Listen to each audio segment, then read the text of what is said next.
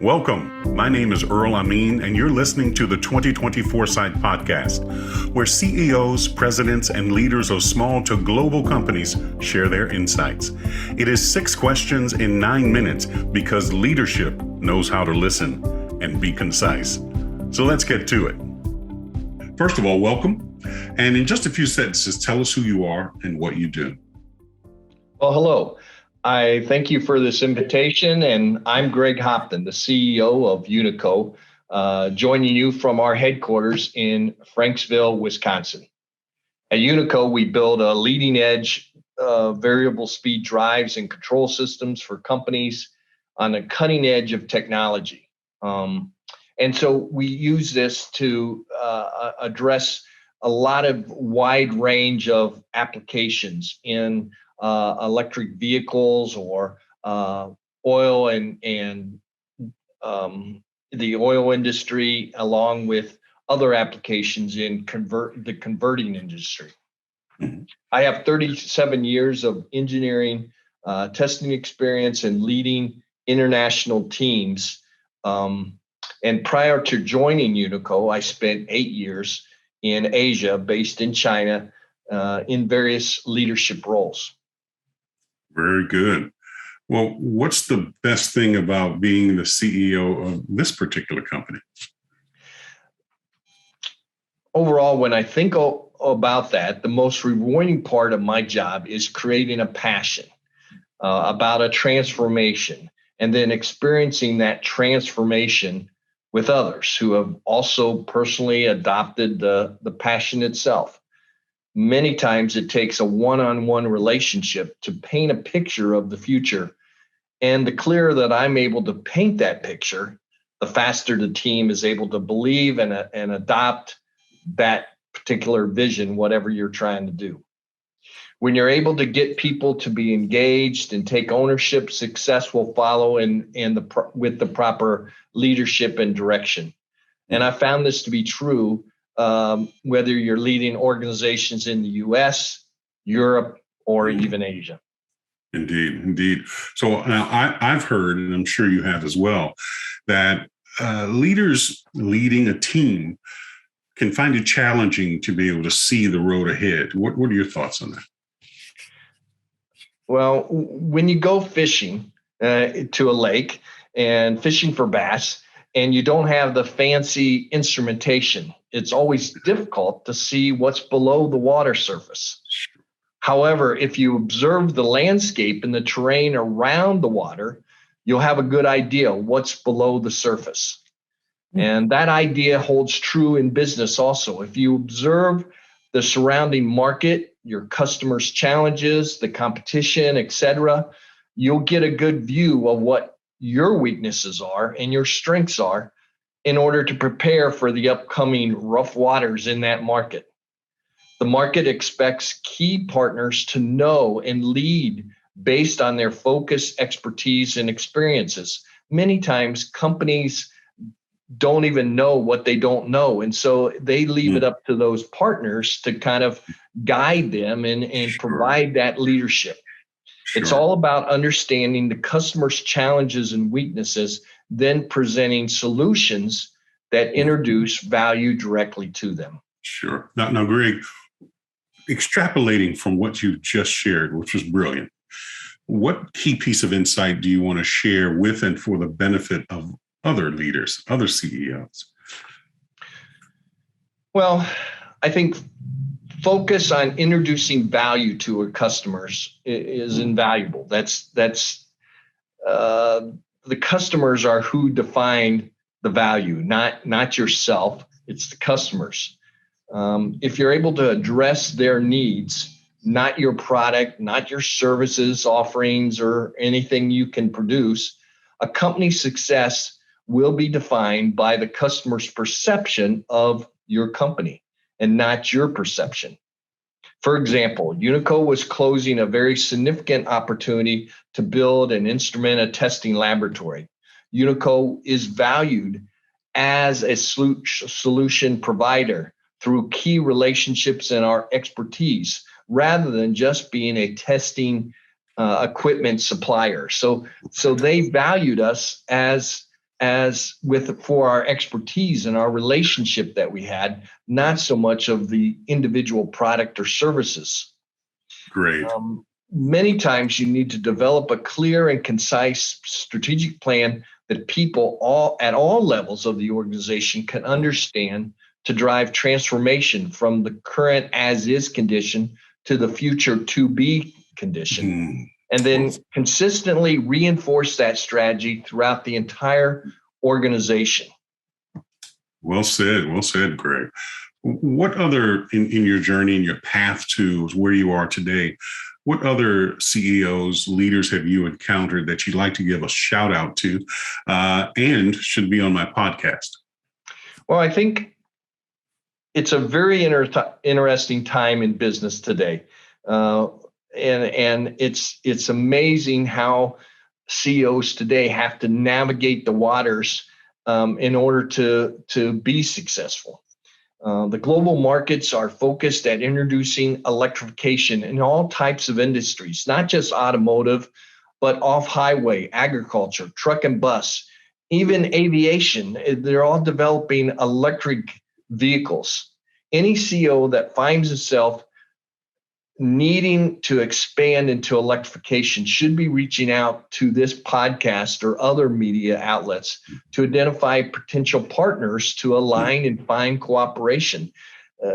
They need to look and learn because this is all new markets to everybody right now. And people are struggling to try to figure out what this whole new world's going to be like.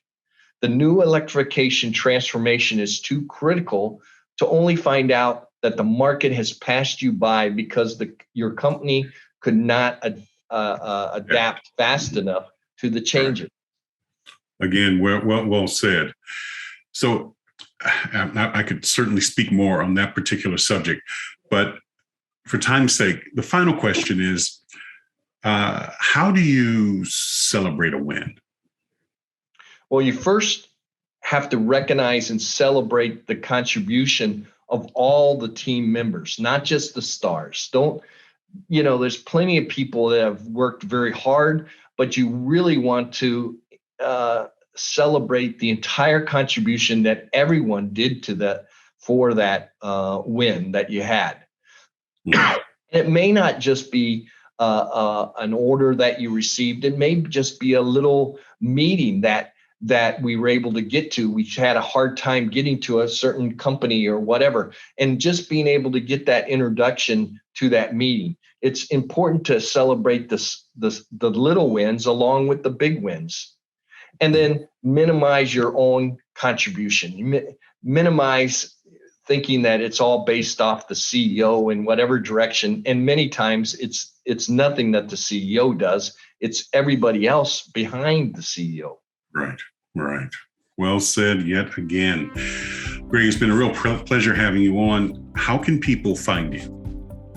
So the best way of finding us is on our website at unico.com. So that's the best way of identifying us and working with us. Excellent. This is Earl Amin with the 2020 Foresight Podcast. For more insights, go to LinkedIn and search for The Gray Owl Company. Greg, thank you very much. Brilliant. Thank you, Earl. From one dynamic CEO to another, from one impactful company to another, up next is an equally great leader worthy to be listened to. This is Earl Amin with the 2020 Foresight Podcast, where CEOs, presidents, and leaders of small to global companies share their insights. It is 6 questions in 9 minutes because leadership knows how to listen and be concise. So let's get to it. First of all, in just a few sentences, tell us who you are and what you do, and welcome. Well, thank you for having me. My name is Patrick Dennis. I'm the president and CEO of a newly formed company named Alvaria. In February of 2019, I partnered with Vector Capital to buy the company out and start a transformation. That was successful. And in May of this year, I worked with Abry Partners to concurrently purchase and merge Aspect Software and Noble Systems into this new company, Alvaria. We announced that transaction at over $1 billion. and really created a combined leader in customer experience software. A couple interesting facts about the business. It's on its way to being a $500 million software company. We have about $150 million cloud business that grows double digits.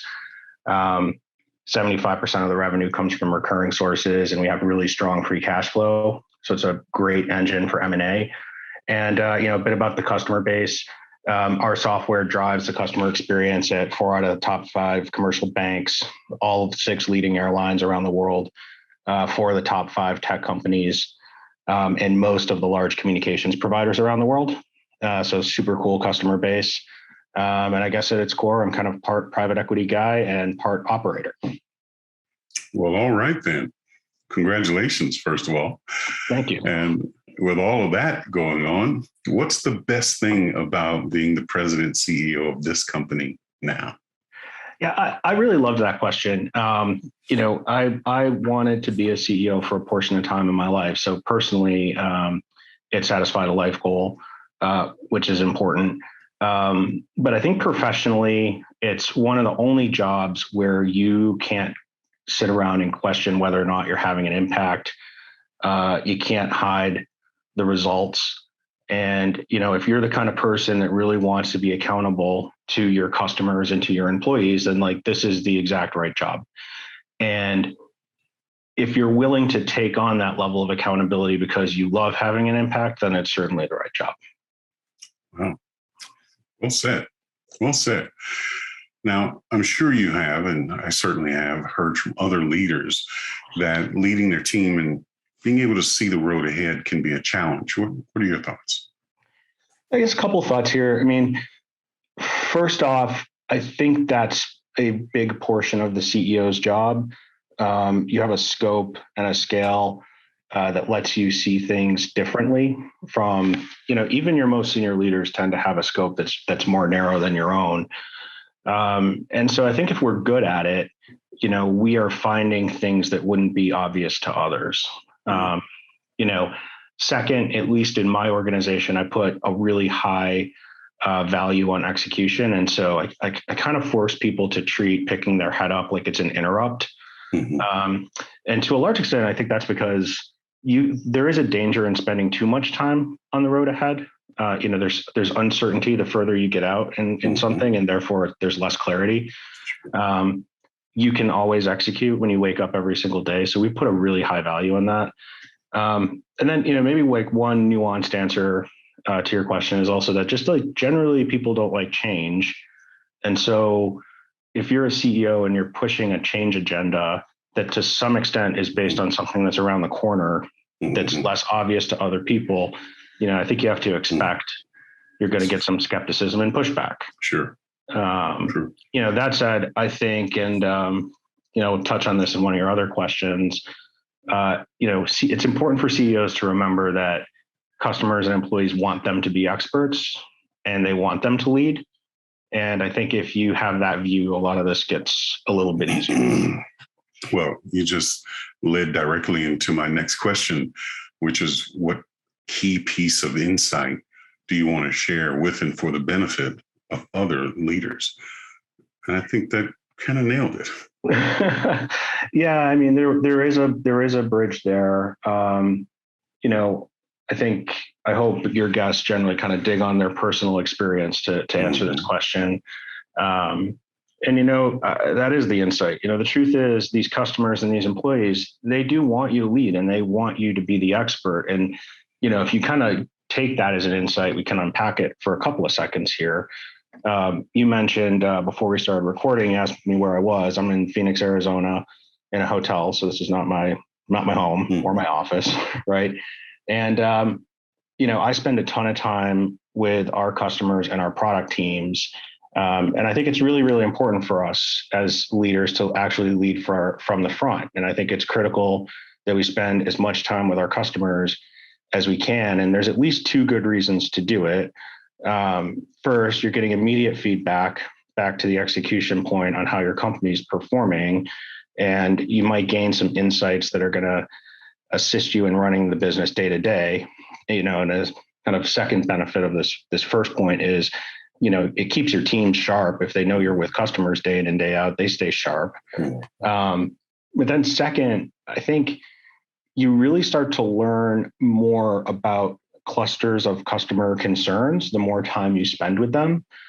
And, if you meet enough customers, your sample gets big enough that you can start to use that information to make decisions about where you want to take the company. Back to your earlier question. I use that information to make decisions about our products. I used that information recently to make a decision about buying Noble Systems. So, there's an M&A benefit. So I think the core of that is like when you spend that much time with your customers, you can bring back like real value to them, and they're going to start to look to you to be a leader in the category that your company serves. They're going to look to you to be an expert. And so I guess if I had one insight for CEOs, it's this idea that there are plenty of people around you that want you to be the leader. They want to believe in your expertise. Those customers and those employees want that from you, and you're in a unique position to deliver it to them. So just encourage people to lean in on that. I think they'll be really happy with the results. In the time we have remaining, I want to cover two quick things. What other successful CEOs like yourself would you like to acknowledge or give a shout out to and should be on my podcast? And the final question, how do you celebrate a win? Got it. All right. Lightning round. We'll do those two. So I suppose in the CEO category, I should give a shout out to the people that had a big impact on my career. Certainly that was my dad. But when it comes to names that people may recognize, I spent a lot of time at EMC under Joe Tucci's leadership. He was an exceptional CEO. I spent time at Oracle, where I worked with Keith Block, who went on to be the co-CEO at Salesforce, and Mark Hurd. Learned a ton from both of them, and also got to spend time with Pat Gelsinger, that was recently named the CEO at Intel. So those are executives and CEOs that I admired for a wide variety of reasons and really shaped the way I work. In terms of your podcast, I joined a group called the Titan 100 in Denver, top 100 CEOs in Colorado. I think there are some CEOs on that list that would be great to have on the show. Sure. There's a wide variety of industries represented. And then on celebration, if it's a big win, so if it's an exit, I take some time off since time seems to be at a premium. Sure. I use it to catch up on stuff that doesn't get done when you're a CEO. You talk to your insurance person or get a dentist appointment that you missed. I do all that. Right. I read books, and then probably the most important thing is I tend to do something. Give back to the community or do some philanthropy in some way, shape, or form. We've all been blessed into roles that have an outsized impact. And I think, if you want to celebrate a win, one way to do that is to give back. Yeah, indeed. Very good. Very good. So it's been a great pleasure having you on today. How can people find you? You can find me on the web, alvaria.com. If you want to check out the company, you can find me on Twitter @_Patrick_Dennis. So it's pretty straightforward. Also on LinkedIn, if you're a more LinkedIn type of person. All that stuff is my own. The company doesn't curate it. So you'll either love or hate my sense of humor and continue to follow. Indeed. Well said. Well said. Well, this is Earl Amin with the 2020 Foresight Podcast. For more insights, go to LinkedIn and search for the Gray Owl Company. Thank you so very much today. Appreciate it. Thank you for having me. Thank you for listening to the 2020 Foresight Podcast, where CEOs share who they are and what they do in the world that makes a difference. For more entrepreneurial and life-changing insights, do not forget to subscribe to our YouTube, Spotify, and iTunes accounts. All of the links are available below. See you in the next episode.